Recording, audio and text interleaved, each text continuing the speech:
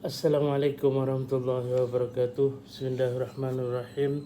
Alhamdulillahirabbil alamin. Wa bihi nasta'in ala umuri dunya waddin. Wassalatu wassalamu ala asyrafil anbiya wal mursalin wa ala alihi wa ashabihi ajma'in. Syukur kita kehadrat Allah Subhanahu wa taala dengan limpah kurnianya dapat kita bersama lagi pada kali ini. Hari ini saya nak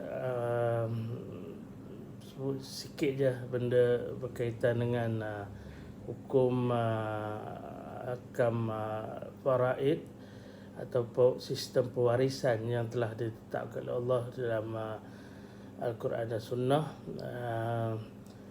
berkaitan dengan apa yang viral ataupun sama ada berkaitan dengan kes tertentu ataupun kes yang sentiasa berulang-ulang di dalam masyarakat, iaitu dari segi siapa sebenarnya yang berhak untuk mendapat hak pewarisan ini. Ceritanya terlalu panjang lah untuk kita bincangkan dalam dengan cara begini, tetapi saya cuma nak bagi clue ataupun kaedah yang mudah untuk kita memahami atau kita nak menentukan bahawa betul atau tidak pembahagian pesaka yang yang dilakukan. Sebenarnya bagi waris-waris si mati ada 6 golongan yang macam mana pun, apa keadaan pun, jika mereka ni masih hidup, mereka pasti akan mendapat hak di dalam mempusakai harta si mati. Maknanya secara kasar lah, ini bukan nak bagi sampai kita boleh nak tentukan bagaimana mereka ini mendapat hak. Tapi kalau 6 golongan ini tercicir ataupun dikata-kata tak dapat hak, kita tahu itu salah. Maknanya 6 golongan yang apa keadaan pun mereka pasti akan dapat hak pusaka. Iaitu yang pertamanya ibu atau bapa kepada semati. Sama ada ibu je ataupun bapa, atau kita sebut kedua-dua ibu bapanya lah. Ini 2 golongan di peringkat atas yang kepada semati yang apa keadaan pun, ada anak ke tak ada anak ke apa ke, ibu dan bapa ada haknya yang tersendiri, yang tidak boleh atau tidak ada mana-mana kes yang menyebabkan mereka ini terhijab ataupun tidak mendapat haknya sama sekali.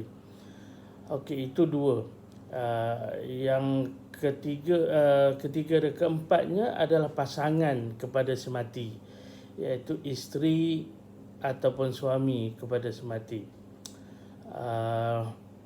Dia tak ada dua-dua lah, sebab kalau suami yang meninggal, isterinya pasti akan dapat, dan kalau isteri yang meninggal, suaminya akan dapat.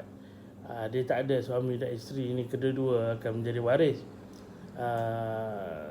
Kerana salah seorang perlu matilah untuk membolehkan pasangannya mendapat hak pewarisan atau pusaka. Dan golongan yang kelima dan keenam, iaitu anak kepada semati, sama ada anak lelaki ataupun anak perempuan. Dan maknanya walau apa pun keadaannya, bila dia ada anak, sama ada lelaki atau anak perempuan, maka anak itu akan mendapat hak dia. Kita tak bincang soal berapa banyak ke sikit, tetapi dia ada.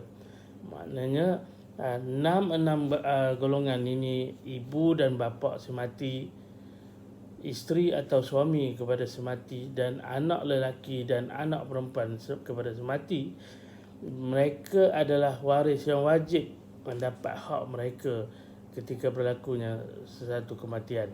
dan tidak ada kes di mana golongan-golongan ini tercicir ataupun tidak mendapat hak mereka atau terhijab dengan waris-waris lain.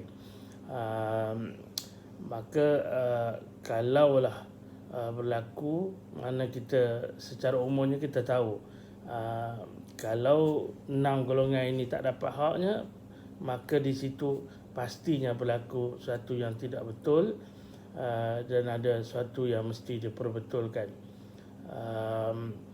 Waris-waris lain, adik-beradik lah, mak saudara, pak saudara, anak saudara dan sebagainya, itu bergantung kepada keadaan. Maknanya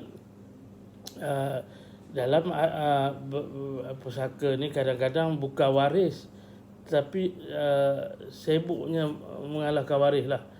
Itu kadang-kadang orang nampak lebih-lebih sangat. Jadi itu melalui ni pengetahuan yang saya sebutkan ini, mudah-mudahan dapat kita mengambil iktibar secara cepat. Maknanya